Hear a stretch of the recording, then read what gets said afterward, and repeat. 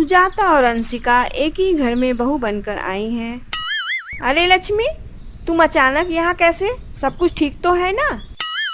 हाँ हाँ बड़ी भाभी, सब कुछ ठीक है। क्या मैं अपने मायके नहीं आ सकती? अरे नहीं लक्ष्मी, मेरा ऐसा बिल्कुल नहीं मतलब था। तुम बता देती तो मैं तुम्हें लेने तुम्हारे भैया को स्टेशन भेज देती।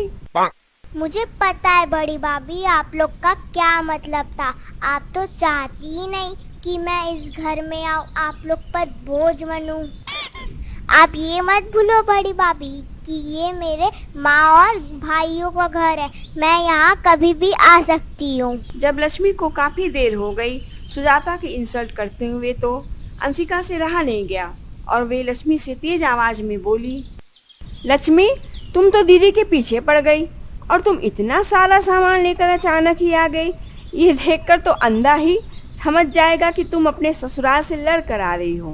खैर, वहाँ तुमने लड़ाई लड़ी हो या नहीं, लेकिन यहाँ जरूर लड़ रही हो। छोटी भाभी, आपसे तो बस जुबान चलवा लो।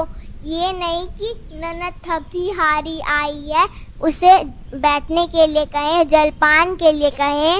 उल्टा आप तो मेरा सामान ही गिन रही हो। अपनी दोनों भाभियों को सुनाकर लक्ष्मी सीधा अपनी माँ विमला के कमरे में पहुँची। मेरी बेटी, तू आ गई? मैं तेरा कब से इंतजार कर रही थी। बहुत याद आ रही थी तेरी। अरे तेरे बिना ये घर सूना हो गया है बेटा। माँ, मैं आती कैसे नहीं? मेरी माँ मुझे याद करे और मैं ना आऊँ, ऐसा कभी हो सकता है क्या? लेकिन माँ, आपने जो फोन पे कहा था ना, वो बिल्कुल ठीक कहा था। आपकी दोनों बहुएं बहुत तेज हो गई हैं। लेकिन मैंने भी आते ही उन दोनों की क्लास ले ली। अब मैं यहाँ साल भर रुक कर ही जाऊंगी। अब मैं ये दोनों भाभियों को सबक सिखा के ही जाऊंगी। हाँ बेटा, तूने सही किया जो मेरे कहने पर आ गई। दोनों बहुएं ये समझने लगी हैं कि ये सारी जायदाद उन दोनों की है, लेकिन मैं तुझे तेरा हिस्सा दिलवा कर रहूंगी। अब लक्ष्मी का इस घर में एक ही काम रह गया था, दोनों भाभियों में फूट डलवाना। इसलिए सबसे पहले वो अपनी बड़ी भाभी के पास गई। बड़ी भाभी, आप तो छोटी भाभी से बहुत प्यार करती हो, लेकिन वो आपसे प्यार व्यार कुछ नहीं करती हैं। मैं तो तुझसे भी बहुत प्यार करती हूँ, पर तू भी तो मुझसे प्यार नहीं करती। भाभी, मैं मजाक नहीं कर रही। छोटी भाभी बस प्यार का दिखावा करती हैं। क्यों? आखिर उसे दिखावा करने की क्या जरूरत? मुझे तो ऐसा नहीं लगता।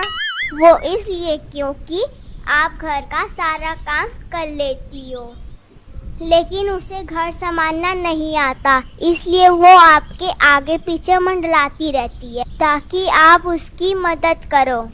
आपने देखा नहीं, इस तरह से आपसे मुश्किल काम करवाती है वे, और आसान काम खुद करती है।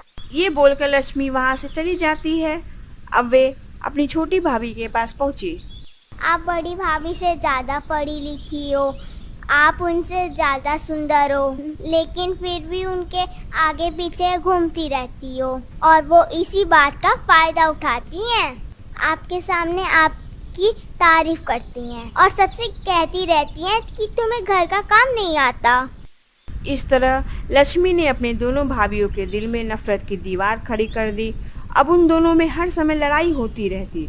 एक दिन सुजाता ने अंशिका से कहा, अंशिका, आज तुम घर का काम कर लो, मुझे बाजार जाना है, घर का कुछ सामान लाना है। भाभी, आपको तो बस बहाना चाहिए बाहर घूमने का। आप तो मुझसे भी अच्छा घर का काम कर लेती है ना, तो आप ही कर लीजिए। बाजार से सामान मैं ला देती हूँ। अंशिका, तुम मुझसे लड़ क्यों रही हो? मैंने किसी से भी तुम्हारी बुराई नहीं की है। सुजाता और अंशिका की लड़ाई देखकर विमला और लक्ष्मी बहुत खुश हो रही थी। जब ये बात अंशिका के पति रमेश को पता चली तो उसने अपनी पत्नी को समझाया। वहीं दूसरी तरफ सुजाता के पति सोहन ने भी उसे बहुत समझाया, लेकिन लड़ाई बढ़ती चली गई। इस लड़ाई को खत्म करने के लिए सोहन और रमेश ने घर छोड़ने का फैसला किया।